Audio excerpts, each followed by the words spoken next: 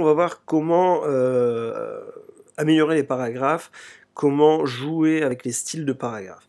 Donc, pour cela, j'ai choisi un texte assez conséquent, avec plusieurs avec plusieurs paragraphes. Alors, je voulais vous montrer, avant de commencer, que pour tout ce qui est paragraphe, on affiche cela, et dès que vous voyez ici ce symbole, ça veut dire qu'on passe au paragraphe suivant.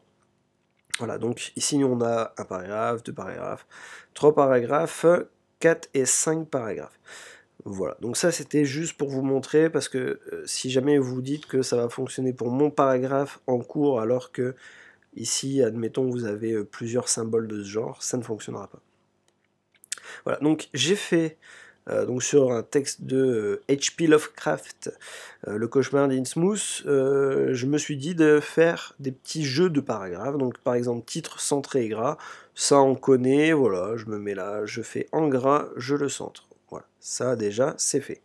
Premier paragraphe, on va le centrer. Donc tout ça, qui est ici, je sélectionne le tout, je le centre. Ça, jusque-là, il n'y a rien de bien compliqué, ça on sait le faire.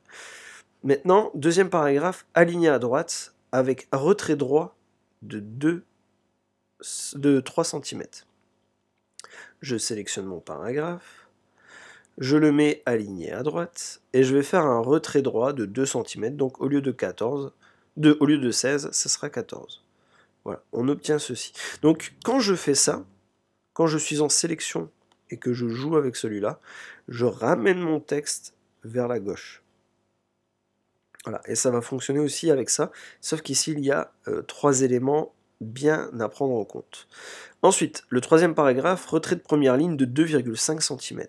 Je prends mon troisième paragraphe, et on me dit un retrait de première ligne. Donc, retrait de première ligne, ici, on peut voir que si on reste dessus, marge de gauche, retrait à gauche, et normalement il y en a un autre qui s'affiche, retrait de première ligne. Je prends celui tout en haut, et quand je décale, il va juste me décaler ma première ligne. Et ça fonctionne si vous sélectionnez plusieurs éléments. D'accord? Si vous prenez plusieurs paragraphes, ça va fonctionner aussi. Maintenant, le quatrième paragraphe aura un retrait négatif. Donc du coup, je vais sélectionner ce qui m'intéresse, donc mon quatrième paragraphe. Et donc le retrait négatif, ça va pas être le retrait gauche, le petit rectangle que vous voyez ici, mais le petit triangle juste en dessous. Alors avant ça s'appelait retrait négatif, mais maintenant c'est marge de gauche. Donc du coup j'avais dit de combien de... j'avais pas dit, donc du coup je vais prendre ce que je veux. Donc de 3 cm, et on peut voir que ça décale toutes les lignes qu'il y a en dessous de la première ligne. Maintenant le cinquième paragraphe, ça va être un retrait droit et gauche. Donc du coup on a vu le triangle du haut, le triangle du bas. Maintenant, il ne reste plus qu'à voir le carré. Le carré, ça va avoir le même effet que le triangle qu'il y a à droite de ma règle. C'est-à-dire de décaler tout le texte. Donc là, pareil, 4 cm, on va se retrouver à 12. On se retrouve avec ça. Celui-là, je vais le justifier, histoire que ça fasse un effet un peu carré. Et maintenant, on va voir comment améliorer, comment mettre des bordures et une trame de fond. Alors ça va fonctionner pour tous les types de paragraphes, hein. Donc du coup c'est simple, on va se rendre dans cette case là, moi je vais cliquer sur le petit triangle, bordure et trame. Ici on va avoir accès à tout, d'accord? C'est ici qu'on va pouvoir tout modifier. Donc admettons, je voudrais mettre une ligne, tout simplement, en encadré. Mais du coup je vais sélectionner une des options ici, et je vais sélectionner ma ligne. Alors vous voyez, il y a plusieurs types de lignes, et si jamais je change, et bien ça le fait automatiquement. Alors c'est possible que dans certaines versions de Word, ça ne le fasse pas de manière automatique. Donc voilà, je tiens à vous prévenir quand même. Et on voit un petit peu le résultat que ça va donner.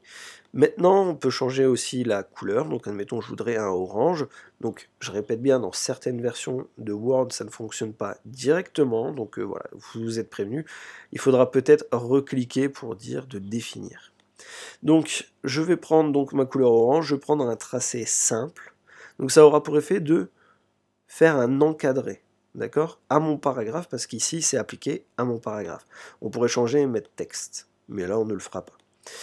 Ici, je vais choisir une trame de fond, je vais prendre un gris, Donc du coup, ça va s'appliquer en arrière-plan de mon encadré. Je fais OK, je tombe là-dessus. Et là, vous vous dites, bah, c'est bien de chaque côté, en effet.